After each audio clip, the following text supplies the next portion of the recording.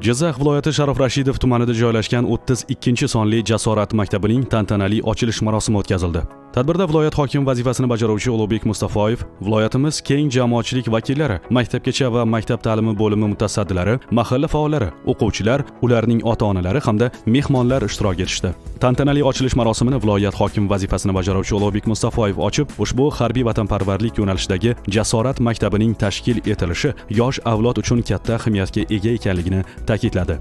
Shuni alohida qayd etish joizki, 32 maktabni yangidan ta'mirlash va zamonaviy sharoitlar yaratish taklifi aynan viloyat hokimi tomonidan ilgari surilgan edi. Uning tashabbusi bilan amalga oshirilgan ta'mirlash ishlari natijasida maktab butunlay yangi qiyofaga ega bo'ldi. Tadbir doirasida 2025-yilgi Zulfiya nomidagi davlat mukofoti sovrindori hamda mahalla faollari so'zga chiqib, Jasorat maktabining yoshlar hayotidagi o'rni va ularning harbiy vatanparvarlik ruhida tayyorlash borasidagi ahamiyat haqida to'xtalib o'tdilar. Tadbirning asosiy qismida ochilish marosimi tantanali tarzda o'tkazilib, ramziy bog'ich qirqildi va maktab foydalanishga topshirildi. Ishtirokchilar maktabning ichki sharoitlari bilan tanishdilar. Elektron doska orqali maktabda amalga oshirilgan ishlar va kelgusi rejalar haqida taqdimot namoyish etildi. Mehmonlar chaqiruviga qadar boshlang'ich tayyorgarlik uchun maxsus jihozlangan 3 ta sinf xonasi, jasorat burchaklari hamda zamonaviy kutubxona sharoitlarini ko'zdan kechirdilar. Shuningdek, elektron kutubxona, kimyo, biologiya va boshqa fanlar uchun tashkil etilgan sinf xonalari ham mehmonlarda katta taassurot qoldirdi.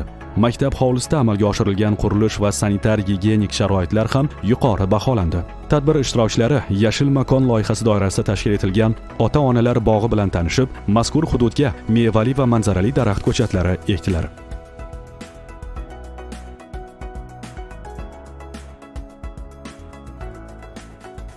Prezidentimiz 393-sonli qaroriga asosan respublikadagi har bitta tumanda bittadan harbiy vatanparvarlik yo'nalishidagi tayanch maktablarini, jasorat maktablarini tashkil etish bo'yicha qaror qabul qilingan edi. Mana shu qarorni ijrosi nuqtai nazaridan biz Sharof Rashidov tumanidagi 32-sonli umumta'lim maktabini tavsiya etgan edik.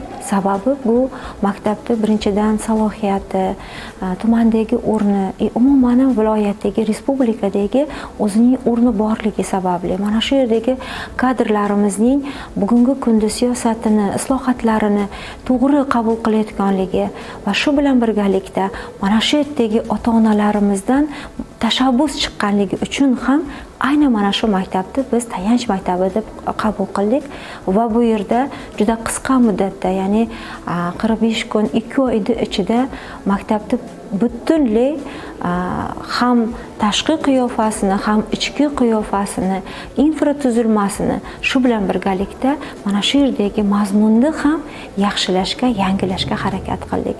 Qisqa qilib aytganda, haqiqiy ilmli, bilimli, jasoratli, qat'iyatli kelajak o'rimizga yaraydigan kadrlarni yetishtirib berish uchun harakat qilyapmiz. Mazkur Jasorat maktabi yosh avlodni har tomonlama yutuq va barkamol qilib tarbiyalashda muhim maskan bo'lib, uzoq yillar davomida kelajak avlodga xizmat qiladi.